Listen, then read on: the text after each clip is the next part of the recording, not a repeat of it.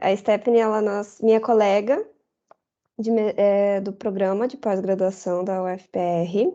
Ela está no time da Pério aí, do mestrado.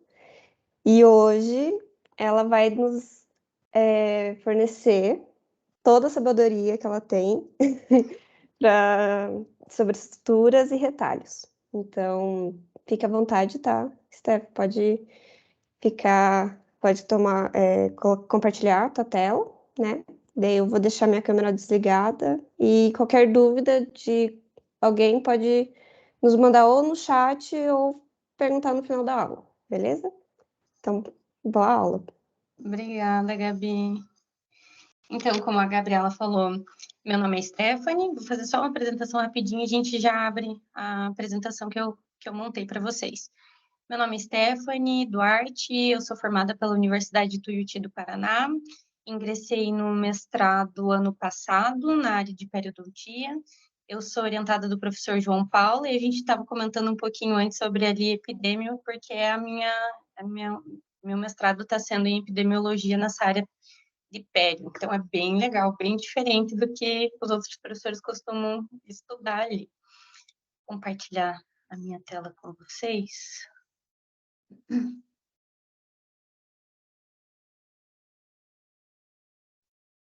Aí. Tá aparecendo, Gabi? Tá sim, Steph.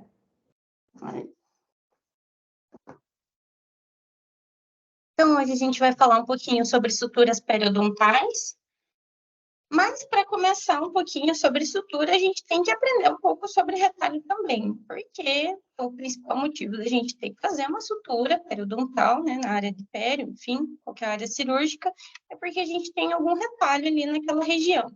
Então, na parte de retalho, a gente vai falar um pouquinho das indicações do retalho na periodontia, a diferença entre os retalhos, e um pouquinho da diferença entre osteotomia e osteoplastia. Depois a gente vai entrar na parte de suturas, então a gente vai falar um pouquinho desde as agulhas de sutura, os fios de sutura e a diferença que a gente tem entre as suturas também. Então, vamos lá. Sobre retalho. Quando a gente pensa num tratamento periodontal, sempre a nossa primeira escolha vai tentar ser um tratamento menos invasivo possível, né? Até a nossa medida do possível ali. E aí a gente tem algumas indicações de retalho na periodontia que vai, né, transcender essa partezinha da gente tentar o minimamente invasivo. Então, quando acontece essas indicações de retalho na periodontia?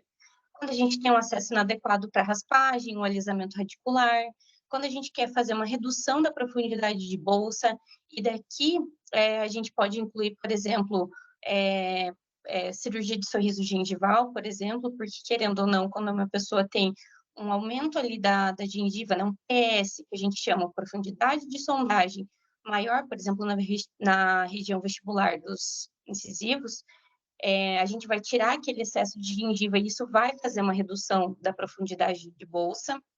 Quando a gente quer fazer uma correção das deformidades gengivais, então uma hiperplasia, por exemplo, e para facilitar a nossa terapia restauradora também. Então, quando a gente precisa fazer uma restauração e aquela gengiva está atrapalhando na região que a gente precisa fazer a restauração, precisa fazer um aumento de coroa clínica. E aí, no aumento de coroa clínica, a gente vai precisar fazer um retalho. A gente tem basicamente dois tipos de retalho: retalho de espessura total e o retalho de espessura parcial.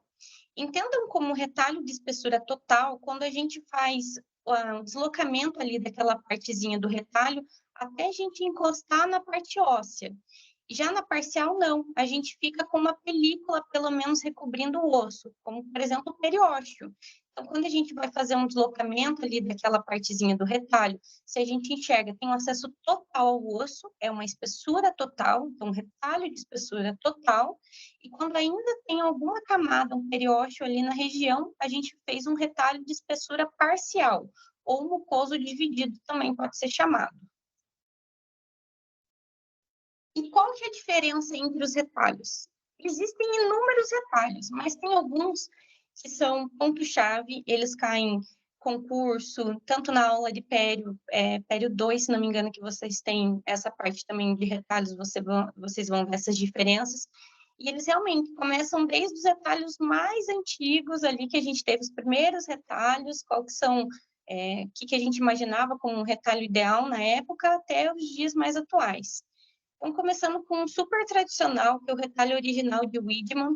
Ele tem como objetivo, né, Wiedemann teve como objetivo eliminar a bolsa, e as vantagens desse retalho na cicatrização de primeira intenção. O que é isso? A gente fechar toda aquela parte cirúrgica para que não tivesse alguma partezinha de osso exposto, por exemplo, que tivesse uma cicatrização de segunda intenção. Provavelmente vocês aprenderam cicatrização de primeira e segunda intenção na parte da cirurgia que vocês têm. Então, ele garante um conforto maior para o paciente, a cicatrização por primeira intenção, diferente da segunda intenção, que ainda fica dolorida a região ali. E a gente tem um acesso ao tecido ósseo também com o retalho original de Wiedemann. Como é que é feito ele? Então, tem alguns passos ali importantes.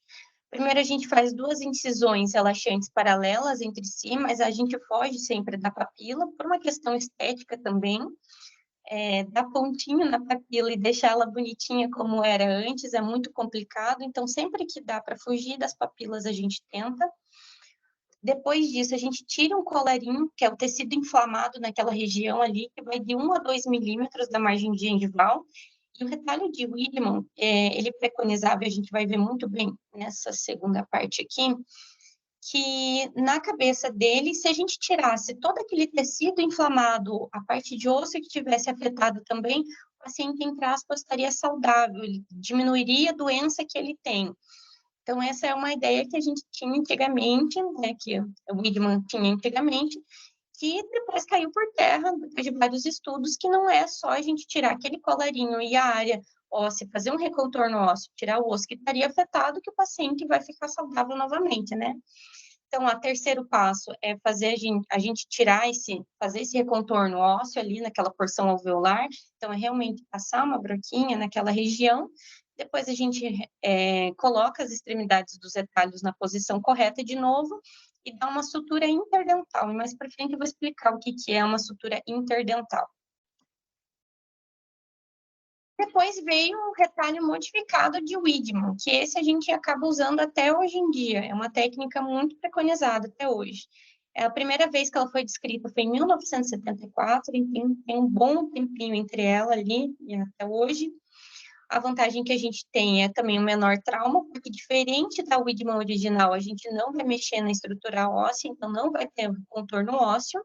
Então, vai ter menor trauma do osso alveolar ali, vai ter menor exposição. Esteticamente, ele também tem um resultado melhor justamente por essa exposição radicular ali, do osso radicular, a gente não tem. E a gente utiliza muito essa cirurgia no aumento de coroa clínica, e vocês vão ver o porquê. Então, passo a passo dessa técnica. A gente já faz, eu estou mostrando com o dedo aqui, eu esqueço que vocês não estão vendo. Então, a gente já começa com a incisão ali, de meio até 1 milímetro da margem gengival, paralela ao longo eixo do dente. Então, é aqui que a gente vai fazer aquele colarinho que na técnica original a gente tinha também. Depois disso, a segunda incisão é justamente para tirar, intracircular, para separar esse retalho e o colarinho ali daquela superfície radicular. Depois disso, a gente vai, numa terceira e última incisão, descolar totalmente esse colarinho. Então, essa partezinha que ficou aqui, sobrando da nossa margem gengival. E depois disso é reposicionado o retalho e dada a sutura interdental também. Então, aqui vocês vão ver que a gente vai falar bastante da sutura interdental. E aqui, por que a gente usa essa técnica, por exemplo, para um sorriso gengival? Porque esse colarinho aqui, que a gente tira de gengiva, esse colarinho, é o a mais que a gente tem em cima da parte vestibular dos nossos dentes. Então, é essa partezinha que fica menos, entre aspas, estética, que a gente vai retirar, depois reposicionando esse retalho, consegue dar sutura normal, e o posicionamento do retalho, ele vai ficar um pouco mais apical do que ele era.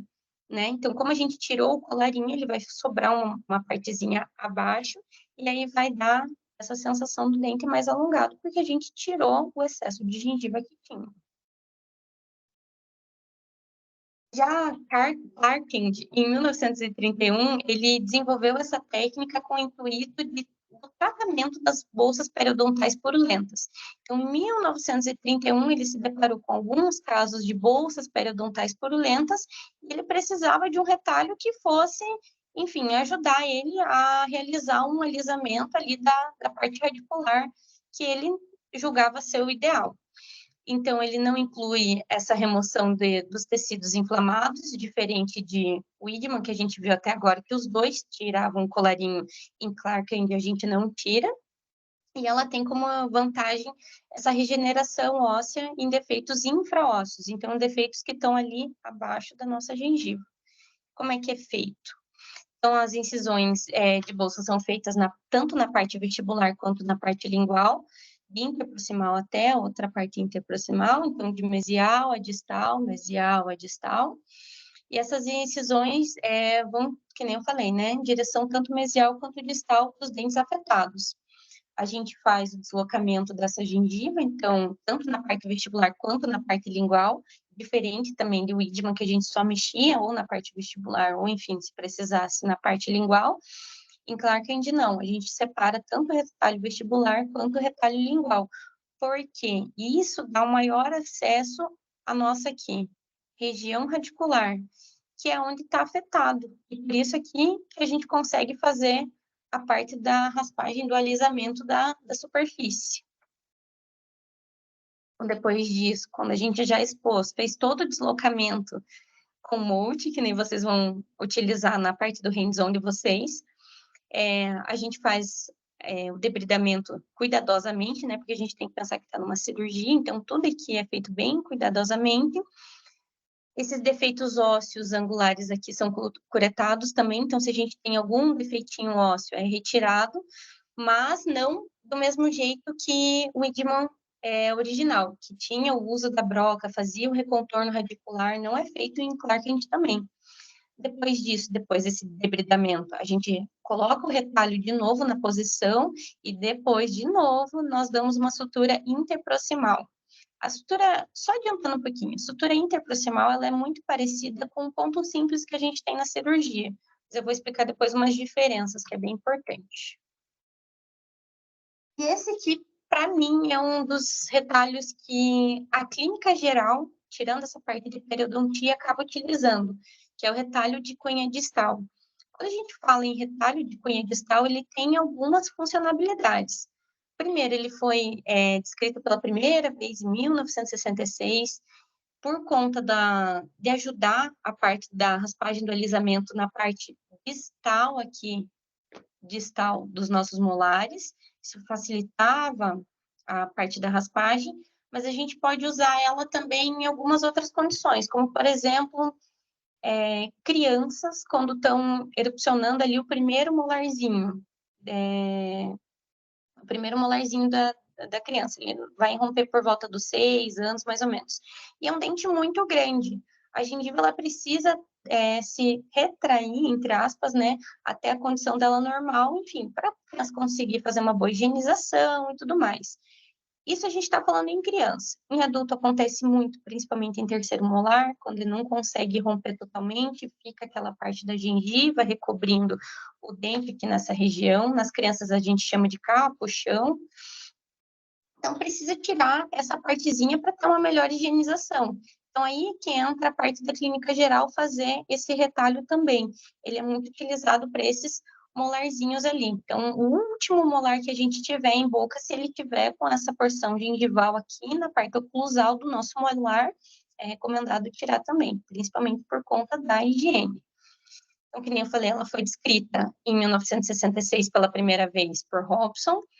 Ela tem, aqui nem eu coloco aqui, em casos de bolsas periodontais pela parte distal dos molares, que podem ser dificultadas pelo esse tecido hiperplásico.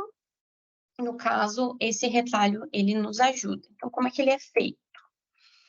Vai fazer uma incisão tanto na parte vestibular quanto na parte lingual aqui do dente, na região de retromolar. Então, a região de retromolar é o que tem após o último molar irrompido aqui, essa região, e ela vai se converger essas duas incisões aqui nessa região de retromolar, que vai formar um triângulo aqui. É esse triângulozinho que a gente vai tirar, esse excesso de gengiva que tem aqui. Depois disso, a gente vai separar tanto o retalho da parte vestibular quanto o retalho da parte lingual, e nisso vai sobrar justamente o que eu falei, né? O triângulozinho ali, ou, dependendo do caso, já um tecido de granulação. Depois que a gente desloca e tira aquele tecido ali, a gente reposiciona os retalhos, né, sobre esse osso que está exposto ali na região de retromolar. Depois a gente tem que fazer uma plastia nessas bordas para evitar a superposição ali entre um e outro. O que acontece? Se a gente deixasse o retalho, em vez desse formato, para cá, as bordas elas iam se encostar aqui nessa parte mais cervical, e a parte que está mais ali apoiada ao dente ia ficar um grande de um espaço aqui. Isso facilitaria inúmeras coisas. Biofilme entrar nessa região, a cicatrização ia ser mais demorada. Então, por isso que a gente faz a plastia dos rebordos, para quando for dar o pontinho, eles se aproximarem o máximo possível. Igual tá nessa imagem aqui, para a gente ter uma cicatrização ideal. Então, depois que a gente mantém o tecido em posição, a gente também dá um pontinho simples ali. E aí vocês vão ver que não é um ponto interdental, porque como é região de retromolar, a gente não tem nenhum dente vizinho. Então, aqui é um ponto simples. Aí eu falei para vocês que eu ia comentar qual que é a diferença da osteoplastia para a osteotomia. Pensem em duas coisas diferentes. Quando a gente fala em osteoplastia, a gente está tentando tirar essa densidade óssea ali em volume. Então, a parte de volume do osso é que a gente está tentando tirar. Não tira tecido de suporte, osso de suporte. Porque o nosso osso de suporte é o que está aqui nessa região, é o que vai suportar os nossos dentes. Então, eu só troquei aqui. Então, na osteotomia, quando a gente faz a retirada do osso de suporte, então a gente vai tirar em sentido vertical o osso. É isso daqui que a gente acaba fazendo no aumento de coroa clínica, que, por exemplo, aqui, bem nessa região, a gente tem uma cárie e precisa ter um acesso melhor para uma restauração. A gente precisa tirar essa região óssea que está recobrindo essa cárie, por exemplo. Já aqui na osteoplastia, como, por exemplo, quando o paciente tem um sorriso gengival e, além disso, ele tem uma exostose por região vestibular. Então, ele tem um crescimento ósseo aumentado na região vestibular. A gente precisa fazer o recontorno aqui das nossas raízes ali, no caso dos incisivos, para conseguir recolocar o nosso retalho em posição. E aí, vamos entrar na parte do ponto alto da nossa aula, que é a parte da sutura. Então, que nem eu disse, a gente vai falar um pouquinho sobre as agulhas de sutura, um pouquinho sobre os fios também, e a diferença entre as suturas. Nessa parte eu vou mostrar uns videozinhos para vocês também. Quando a gente fala sobre agulha de sutura, a gente tem que aprender algumas classificações, principalmente na hora que for comprar o fio de sutura, para a gente ter ciência do que está comprando e por que tem cada indicação uma agulha de sutura. Então, a gente separa principalmente a ponta por formatos diferentes, tá? Ou então com uma pontinha dela pontativa em triangular ou cilíndrica. Vamos primeiro se atentar ao formato da agulha. Então, aqui a gente pode separar ela entre 1/4 de círculo, 3/8, meio de círculo ou 5/8. Quando a gente fala em fração, o que vocês lembram? Lá, muito antigamente, quando a gente estava aprendendo fração, no ensino fundamental, o professor explicava para a gente fração com gráfico de pizza. E é assim que eu gosto de explicar como é que é o formato de uma agulha. Então, 1/4, pensem sempre na bordinha da pizza. Então, 1/4, agulha de 1/4, quer dizer que a gente pegou uma pizza, dividiu em 4 e uma fatiazinha dela é o formato da nossa agulha. Já de 5/8, a gente pegou ali uma pizza, dividiu em 8 e 5 pedacinhos dela, essa bordinha aqui é o formato da nossa agulha. E aí tem a diferença, por exemplo, principalmente pelo tipo do ponto que a gente vai utilizar. Existem alguns outros tipos de agulha também, agulha reta, mas ela é usada muito mais na parte da medicina do que na parte odontológica, tá? Então, esse ângulo que vai formar aqui de abertura que esse ângulo que a agulha vai formar, é isso daqui que vai nos dizer qual delas vai ser mais adequado para a nossa cirurgia. O que a gente mais utiliza é o meio de círculo, essa agulha com 180 graus aqui, de inclinação que ela tem. Ela é mais fácil para formar um ângulo que a gente consiga entrar com a agulha e, por exemplo, sair pela mesma parte do retalho. Então, eu comecei o retalho pela parte vestibular, por exemplo.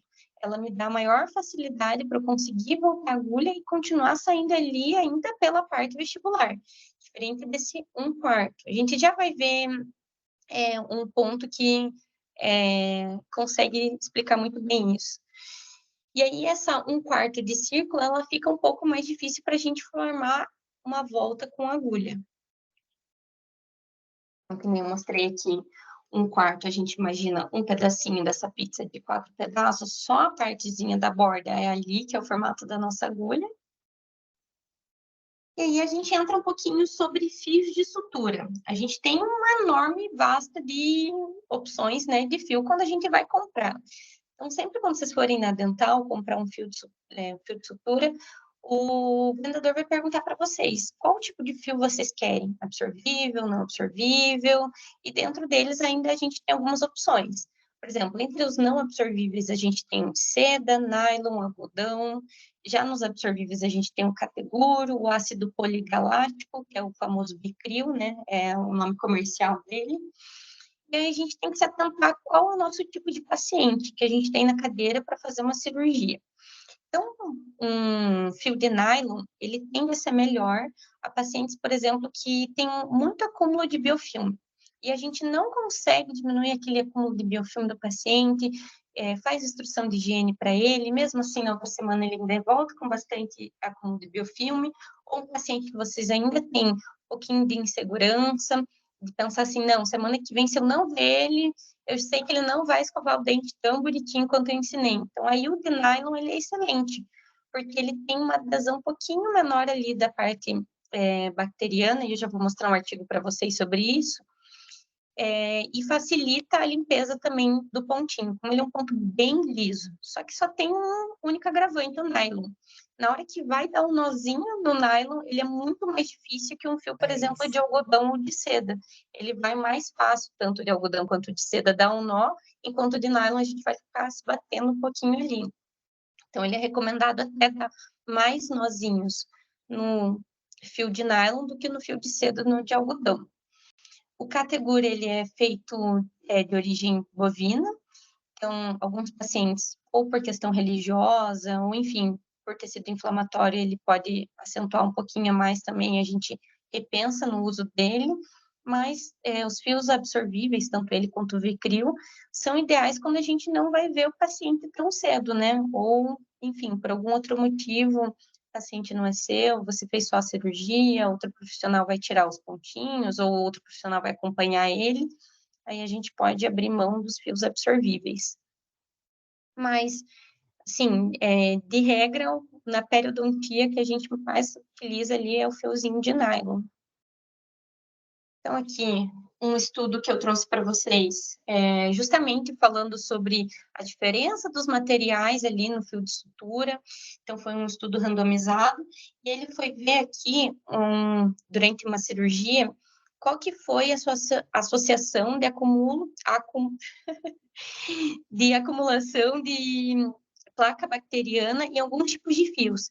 E aí a gente falou aqui sobre o fio de seda. Esse fio aqui é o Vicril, tá? É a forma do Vicril, e nylon. E nesse estudo a gente percebeu que o fio de nylon teve um menor acúmulo microbiano na estrutura dele, depois que foi feita a cirurgia, depois de 10 dias eles tiraram o fio do paciente.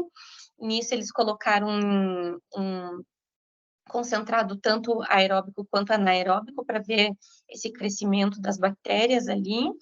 E no resultado eles foram ver que o fio de nylon ele consideravelmente era melhor do que os outros. Esses pacientes eles fizeram cirurgia tanto periodontal quanto cirurgia para implante. Então a gente conseguiu ver esses dois tipos de pacientes diferentes em cirurgias diferentes. Também teve alguns pacientes que tomaram um antibiótico aqui, que nem ele fala aqui no nosso resumo. Mas tanto a condição periodontal quanto o uso de antibiótico não teve uma grande relevância. Ele fala que houve uma diferença sim, mas foi uma pequena diferença. O tipo de cirurgia também houve uma pequena diferença. O que foi a diferença estatisticamente maior ali foi a questão dos fios. Qual fio iria acumular maior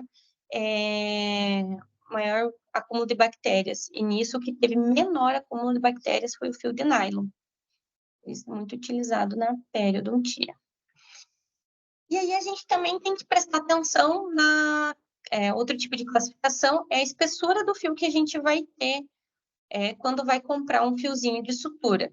Então, aqui eu trouxe 3,0, 4,0 e 5,0. Quanto maior foi o número na frente desse zerinho aqui, mais fino vai ser o fio. Então, existe também fio 6,0, que é mais fino ainda do que o 5,0, mas ele é muito difícil de trabalhar porque ele é muito, muito fino. Então, tem que ser para cirurgias mais precisas. Nesses aqui que eu trouxe, o fio 4,0 é o fio intermediário, então, ele não é nem tão grosso quanto um 3,0, mas nem tão fino quanto um 5,0. Ele está numa classe intermediária ali, a gente usa bastante ele também. E, por fim, quando a gente vai comprar, como é que vem o fio e o que eu tenho que saber quando eu compro um fio agulhado? Porque é assim que ele é vendido. Fala que ele é um fio agulhado, próprio para uso odontológico. Aqui ele fala se ele é preto, enfim, existem fios com outras corzinhas. Qual que é o material que o fio é feito? Então, nesse caso aqui do nosso exemplo, ele é um fio de seda. Aqui ele vai falar qual que é a espessura desse fio de seda, então o nosso é um 4,0, ele tem 45 centímetros de comprimento, esse fiozinho. Já a nossa agulha, ele tem, um formato de meio com 17 milímetros, e esse 17 milímetros é essa distância que a gente tem aqui, de uma pontinha até a outra. Normalmente, esse desenho que vem aqui em cima da nossa agulha é o formato da ponta da agulha. Então, que nem eu falei lá no comecinho, eu só citei que existem tanto os formatos triangulares quanto os ovais. Nesse caso aqui, a gente encontra um formato triangular, que é um dos mais usados também na odontologia, triangular. E agora vamos entrar, de fato, um pouquinho sobre cada tipo de sutura que a gente tem na periodontia. Eu falei bastante da sutura interdental, vocês puderam perceber ali, quando eu falava em retalho, no final sempre terminava com reposicionar o retalho na região correta e dar uma sutura interdental, menos ali da cunha distal, né? Foi o único que falou em ponto simples. Então, a sutura interdental, ele é realizada para uma adaptação ali entre os dentinhos, né? Por isso, interdental, tanto da face vestibular quanto da face lingual do nosso retalho.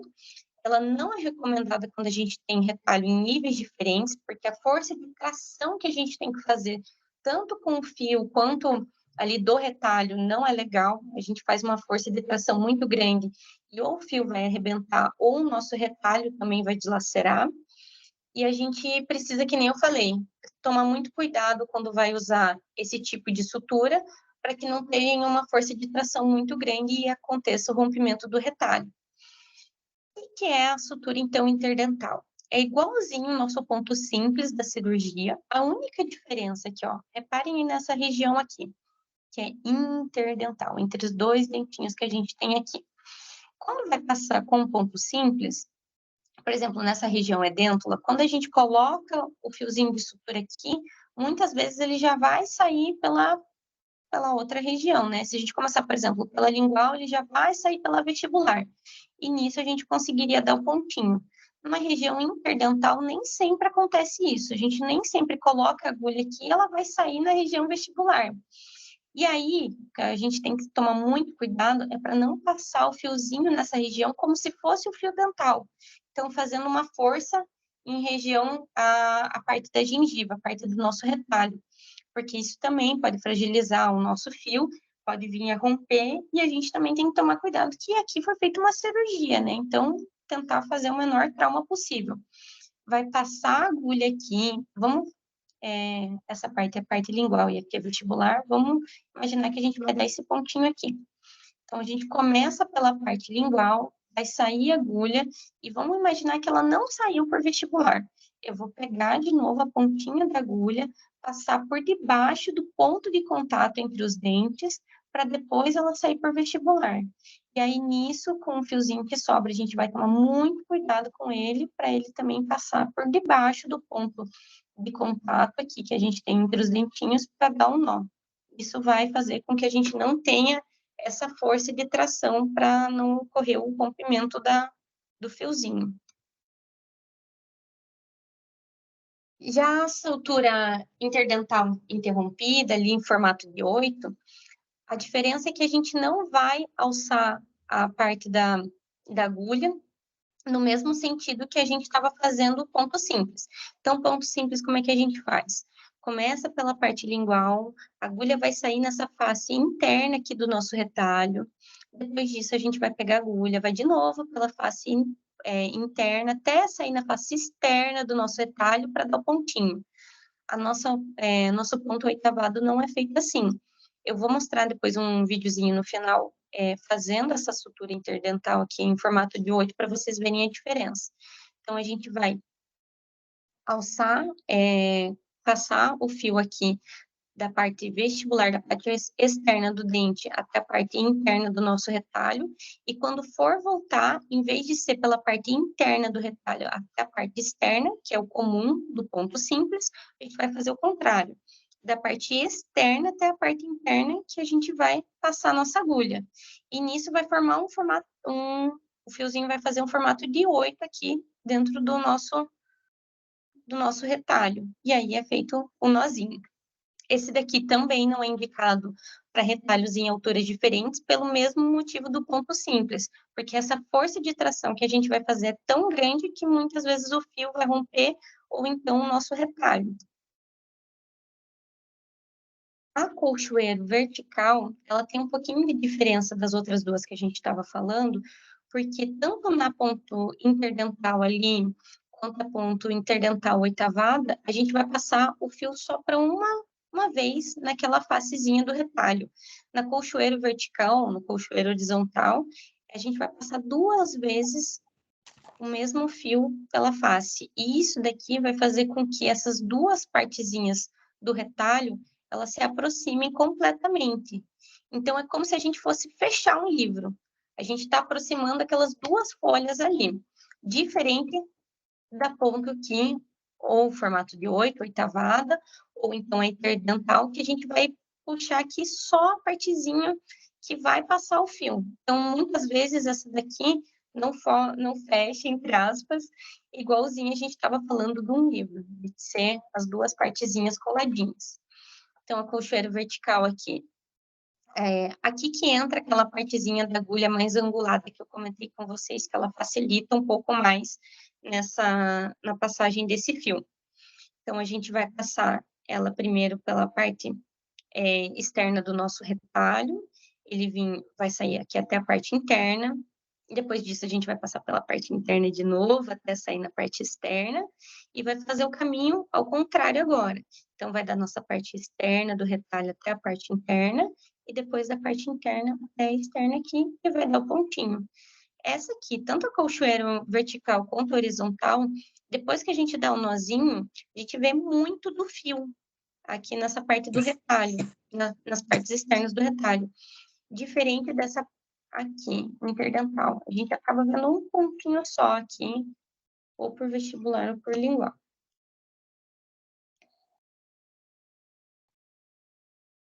Só um adendo.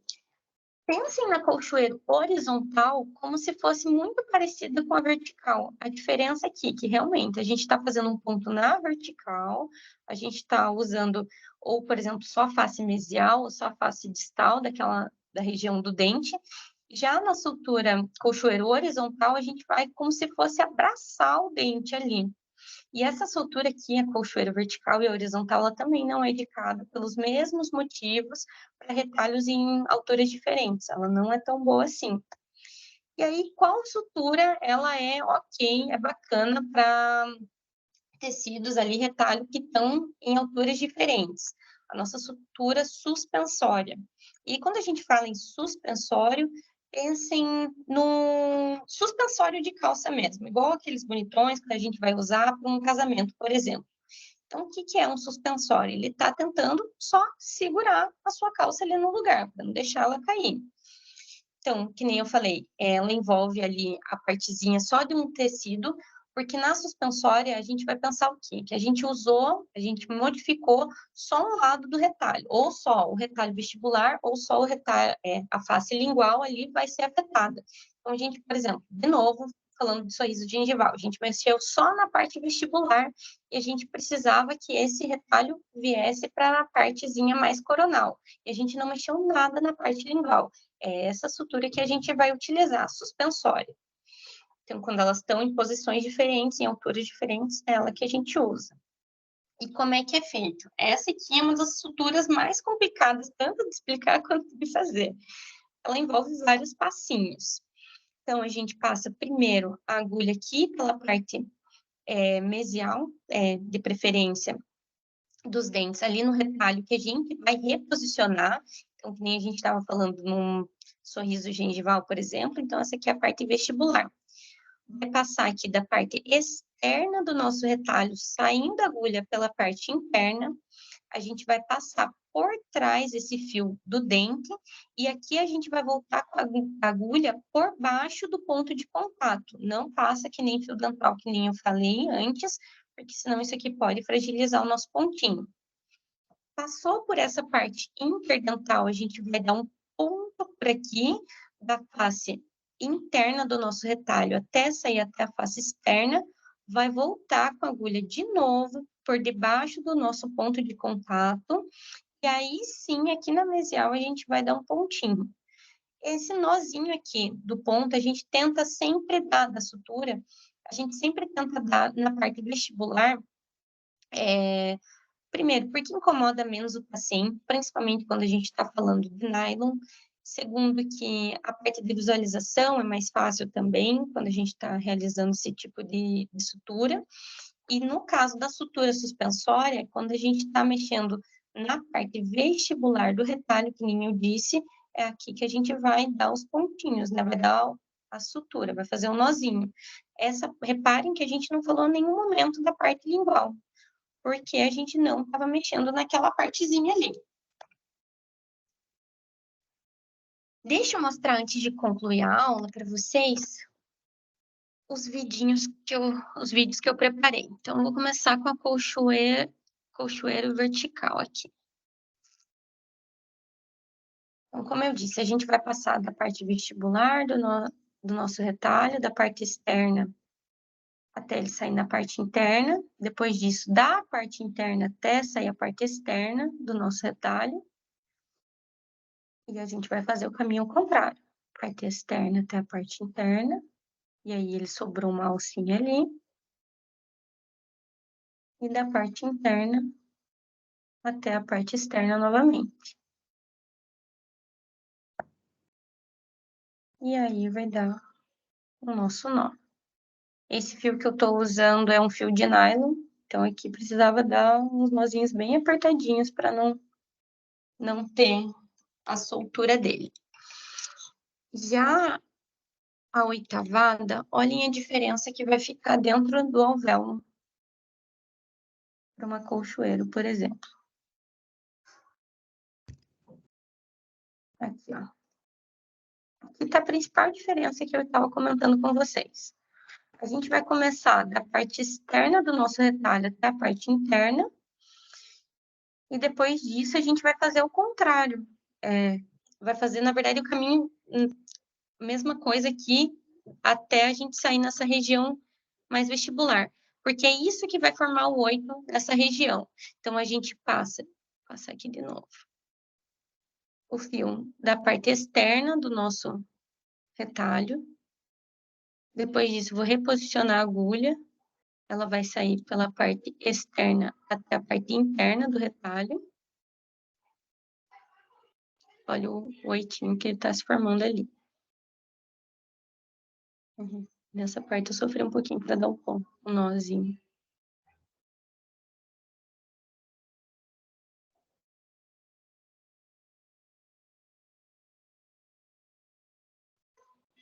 Olha, esse é o 8 que se forma nessa sutura. Então, por isso que ela se chama oitavada. E aqui, bem nessa partezinha que eu pausei, dá para ver como ele não vai juntar tanto a parte vestibular, a parte lingual dos retalhos, tão bem quanto uma colchoeiro, por exemplo. Então, ela não vai aproximar bem bonitinho as duas rebordos ali. Ela vai fazer um pontinho, como se fosse de contato entre um e outro. Diferente da colchoeira, que quando a gente aperta aquele nozinho ali, ela traz tanto a parte do retalho vestibular quanto a parte do retalho lingual junto entre um e outro. E eu quero mostrar para vocês agora o que não se deve fazer na sutura interdental. Então, aqui. Esse foi um caso que a agulha acabou atravessando da vestibular até a parte lingual aqui dos dentes. Então, a gente não precisou reposicionar a agulha e passar novamente.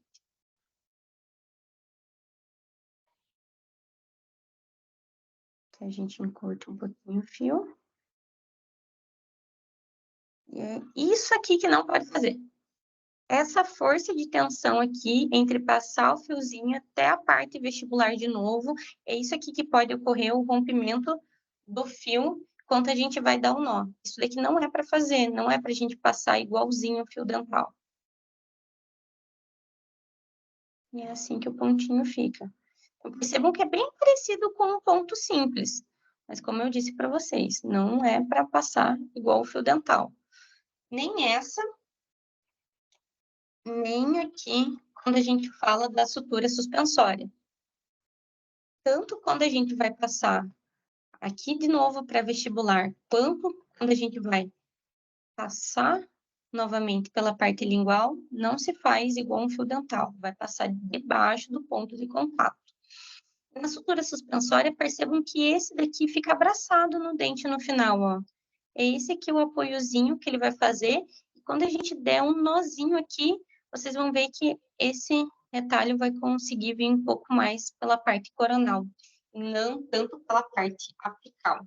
Então, basicamente, vamos retomar lá os tipos de sutura que a gente viu.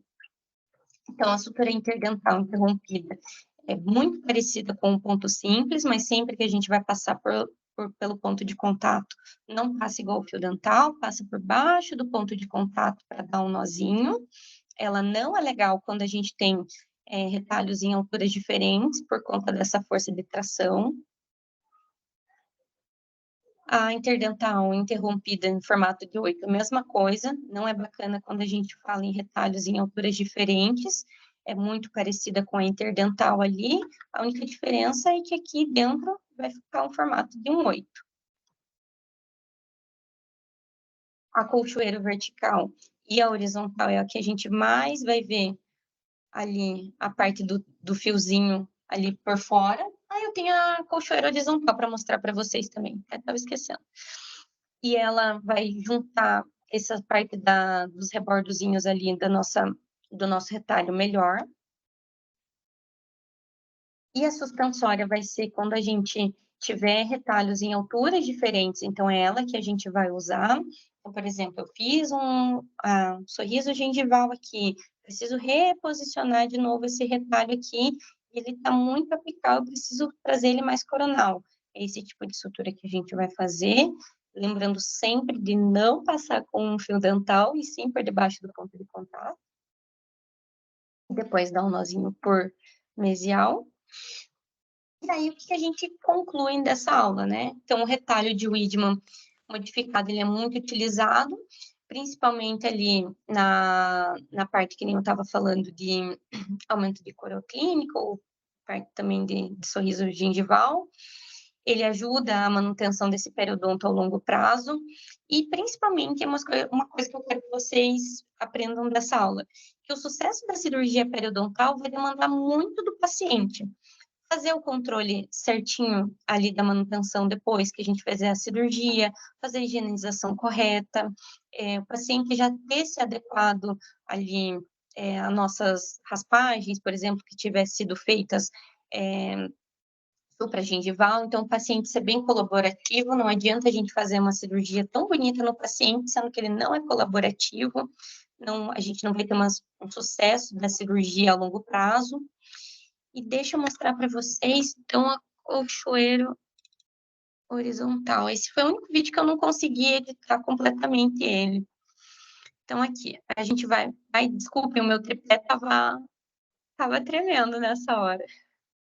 Então, a gente passa a agulha da parte mais externa do retalho até sair a parte interna. Isso que nem eu falei pela parte vestibular aqui, porque vai ser aqui que a gente vai dar o nosso nozinho. Esse ponto também ele é conhecido como, em alguns lugares, como U. Vocês vão ver que ele vai formar um Uzinho mesmo.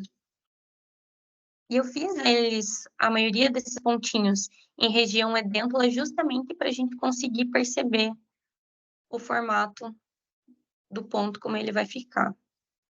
Aí depois a gente vai passar da face interna do retalho até a face externa. E a gente vai fazer o caminho contrário agora. Então, passar da face externa até a face interna, da região que a gente ainda não passou.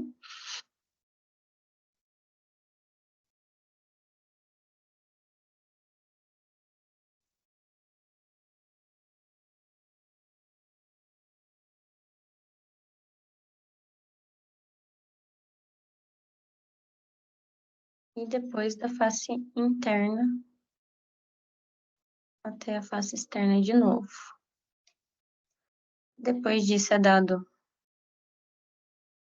um nozinho. E essa aqui também é uma sutura muito boa, tanto pro lado periodontal quanto depois de alguma cirurgia. A gente consegue aproximar muito bem esses dois retalhos aqui que a gente fez. Então, essa aqui é a diferença da colchoeira horizontal para vertical. Na horizontal, a gente vai abranger tanto a face mesial quanto a face distal ali, imaginando que aqui tem um dentinho. Já a colchoeira horizontal, a gente vai escolher ou a face mesial ou a face distal que a gente vai utilizar. E aí, corta sempre bem, deixa bem pequenininho ali o excesso do fio.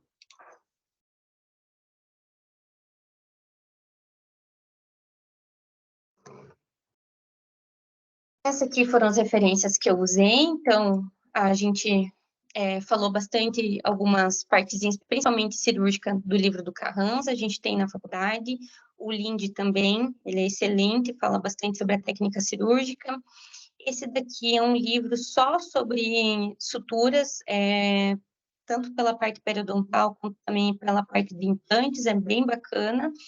E o artigozinho que a gente estava falando, caso alguém tenha interesse em ler mais sobre ele, é um artigo bem bacana que vai falar ali sobre o acúmulo de micro-organismos na diferença dos fios. Por hoje é isso, pessoal, que eu tinha para agregar para vocês de sutura. Ler mais sobre ele, é um artigo bem bacana que vai falar. Obrigada, Esther. Foi maravilhosa a tua aula. Alguém tá com o microfone aberto. Acho que já parou.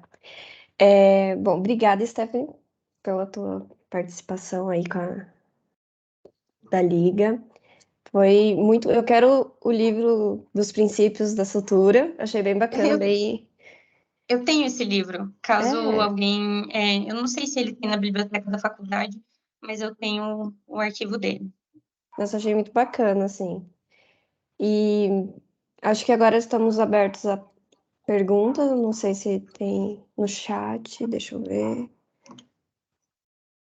Ainda não. Alguém tem alguma dúvida?